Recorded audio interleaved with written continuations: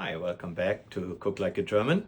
And today we have state number 10, and that would be Nordrhein-Westfalen, the state I spent a lot of years before I came to the US. What do we do for our Nordrhein-Westfalen? Sauerbraten. But this is 5 days in the brine now. This is a pork roast sauerbraten, a bone-in pork roast sauerbraten. What is slightly different but very common in Nordrhein-Westfalen. And we will make with it a nice gravy, that's this part here, a side dish of German red cabbage, and half and half, halb und halb, potatoes with croutons in the middle. And here are our spices.